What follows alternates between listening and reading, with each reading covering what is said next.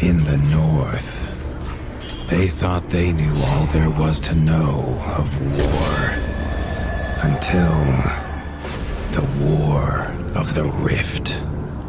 While the Southern King hid, warm in his keep, the Darkwings cut their bloody trail from frozen north to winter's edge. Alone, the Warden and his small garrison turned their whiskers to the icy wind.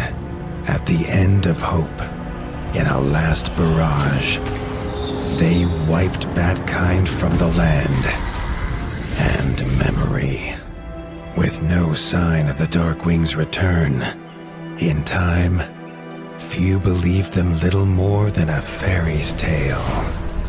But at Mount Cauldron, time had been all they needed. An old enemy claws free of their icy tomb and hungers for vengeance. But not all is lost. King Rattus brings north a cause for hope. A bastard prince, placed in the paws of the Warden of the Wastes to raise as his own. A secret of blood never to be told. Now, fate calls for a hero in a murderous screech, and one young rat will answer.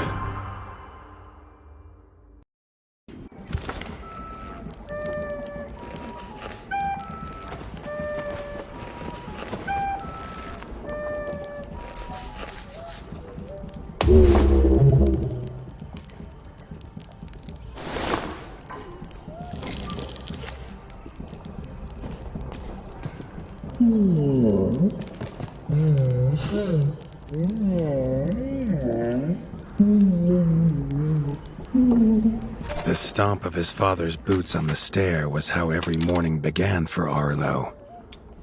The booming shout to ready himself was louder still. But such was Lord Eivor's zeal at a new day. Dawn was breaking over winter's edge, and Arlo was yet to miss one.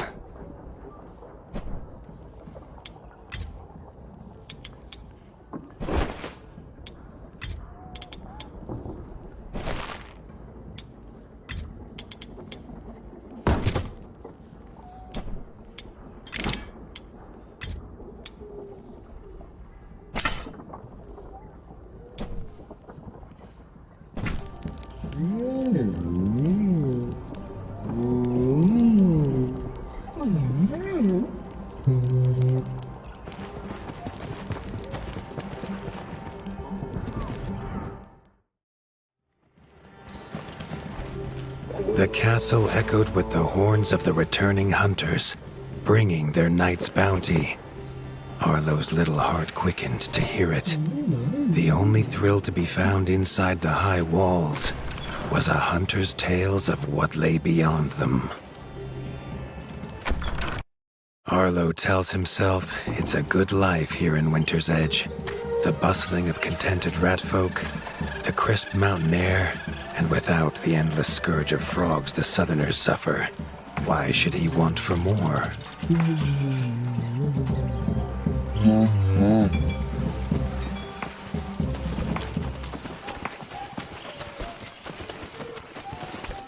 There was no time for tales of the hunt today. Lord Eivor was already dividing what was an excellent haul, happy to see his people provided for. Arlo longed only to join the hunt, to see the ratdom or even the lands beyond. His father called it a fool's wish. Arlo's destiny was unshakable, much like the keep that would become his by birthright. Tiki's shop was perhaps Arlo's favorite, as the shopkeeper had wares from far and wide. But getting him to part with his curiosities was never easy. Arlo has no memory of his mother, but Hilda's food was a true taste of maternal kindness. With the right ingredients, she would make meals nourishing to body and soul.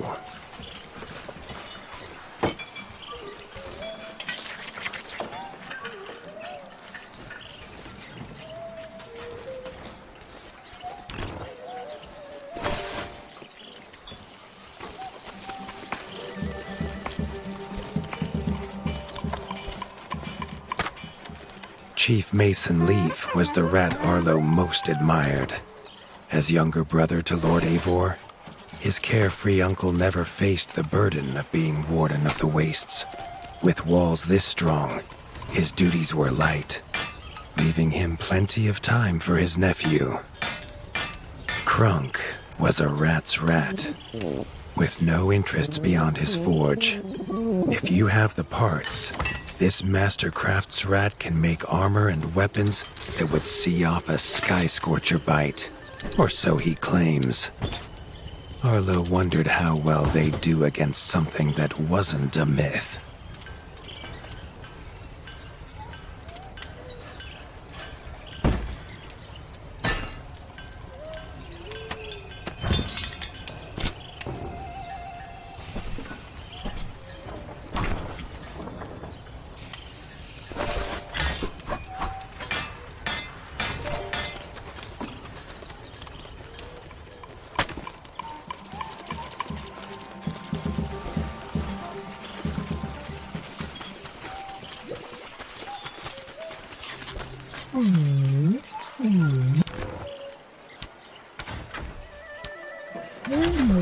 The hunters had brought unwelcome news. A family of the reviled creatures ratfolk called backstabbers had moved into the wastes. Eivor told his son to fetch his weapons.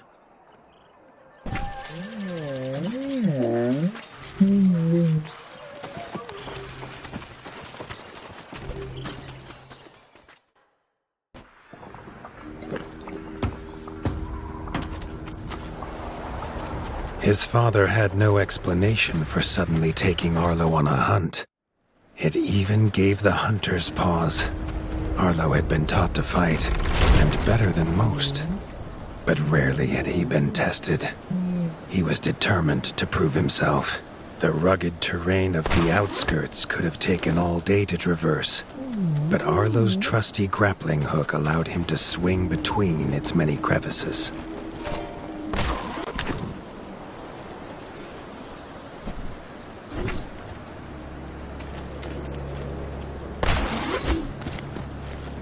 Arlo liked the feel of a sharp axe cutting through the vines. The wilds were part of his home, and nothing in them would frighten him. The famous frostberry bushes of the wastes were in full fruit already. Their juice made a healthy tonic, though Lord Eivor preferred them fermented. His father was a sturdy rat, built for strength, not speed. So Arlo found it curious that he challenge him to a race. The prospect of the hunt had filled Lord Eivor with a vigor that his son had not seen in years, or at least since breakfast. A warden fights the hardest battles, he told Arlo, and needs the sharpest blade. With that, Eivor gifted Arlo his own sharpening whetstone.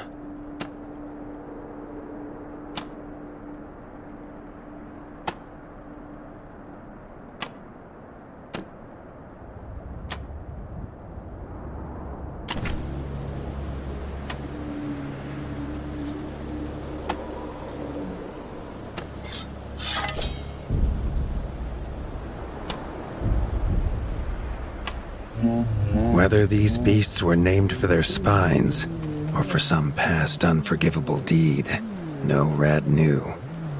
Either way, Arlo was about to find himself at the pointy ends of this brood. Even young backstabber red attacks were brutal, but a well-timed dodge would see Arlo escape unscathed.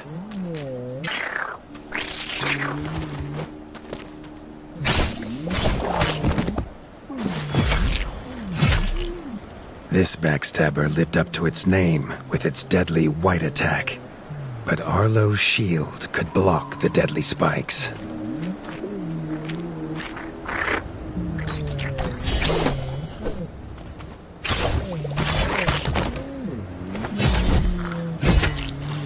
This young one used vicious yellow attacks. Arlo had to time his parries perfectly.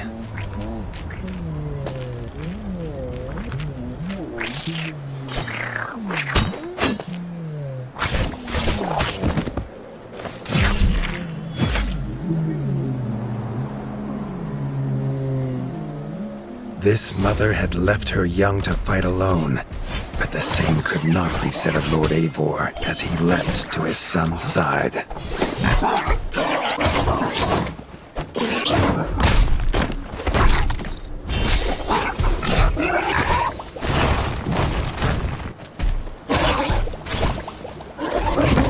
It was Lord Eivor's mighty blade that took her head, but the fight was won together.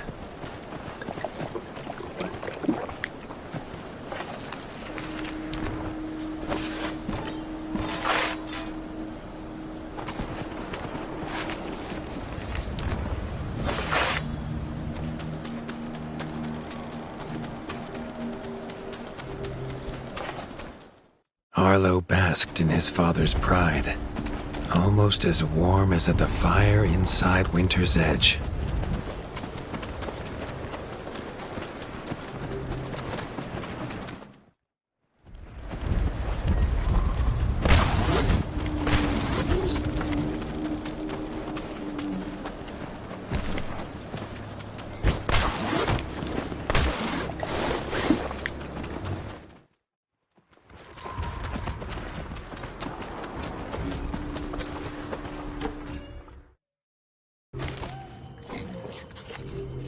Triumphant and keen to tell the tale of his son's victories, Lord Eivor set to a night of drinking with the elders.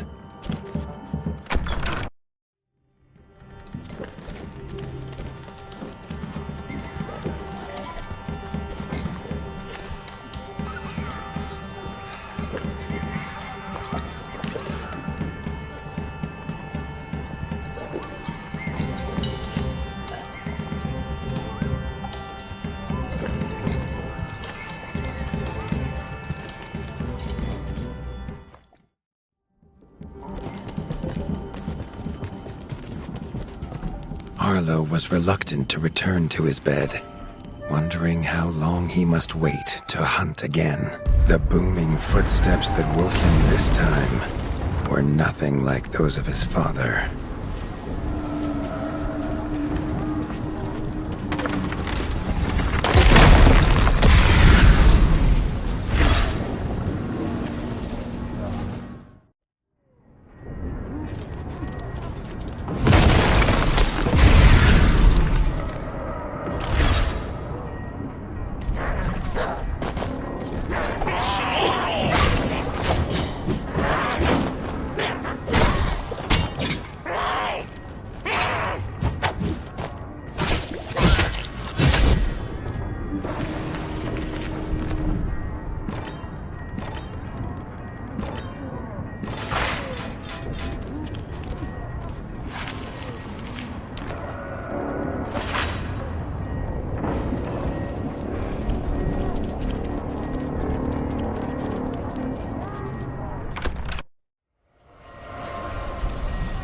He had found his father. The warden stood alone, holding back a whole Darkwing army, their cruel Count Kazak leading them. His father charged, but the Darkwing Count was as fast as he was strong. The Winter's crown tumbled to Arlo's feet, now without a head to rest on. There was no time to grieve his father, as from above the Count revealed his greatest weapon, a sky scorcher. Not a fairy's tale, but an undead beast whose very breath could level kingdoms. And its eye was trained on Arlo. All that came next was a fog of bloodlust, snapping jaws, and the beating of leathery wings.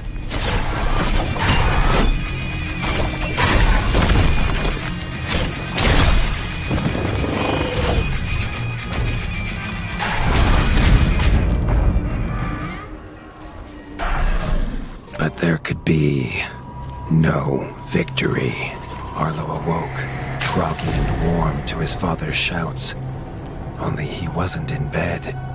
The warmth was from the fire that had engulfed Winter's Edge, and the shouts were his uncle's. The only other survivor of the Darkwing attack, Leaf was bruised and his hind paws barely steady. He'd seen villagers flee to the outskirts. Arlo knew it was up to him to make them safe.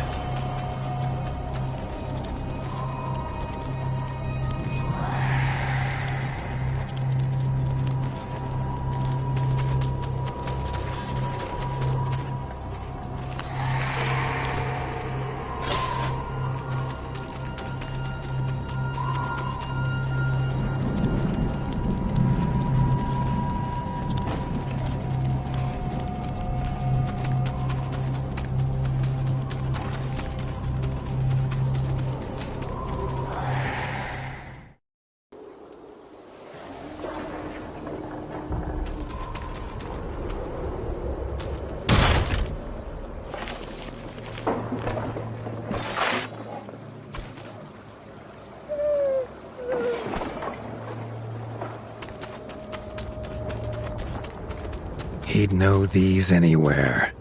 Krunk's smithy hammer and Hilda's chef's knife. Arlo wondered why they would leave them here.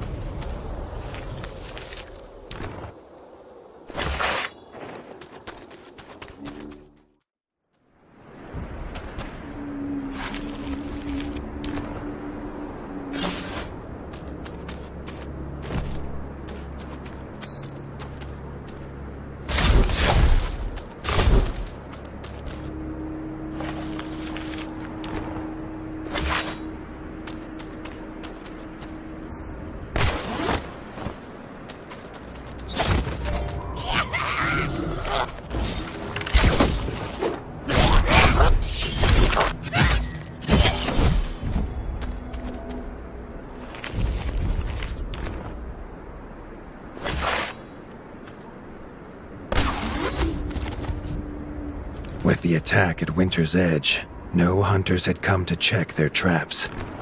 Arlo thought he might find a use for them.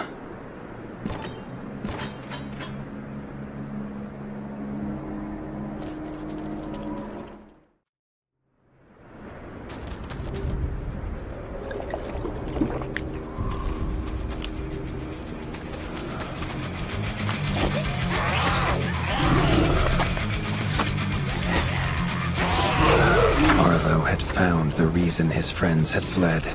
The taunting shrieks revealed that this was Baron Frostovik, son of the Darkwing who took his father, and therefore a perfect target for his revenge.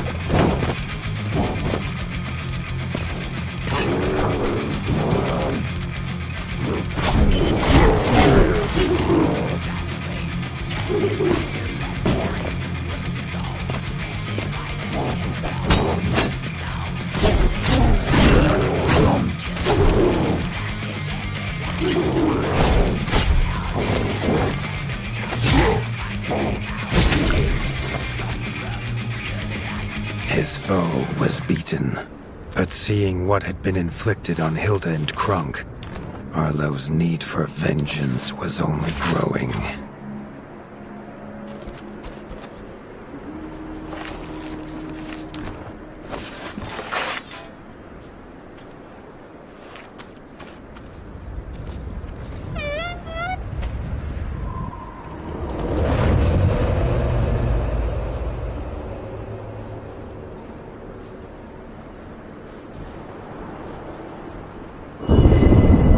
Arlo suddenly wished to be within the walls of Winter's Edge, to hear the boot and boom of his father at dawn, a sound he realized he'd never hear again. He needed to return to whatever was left and make his plan.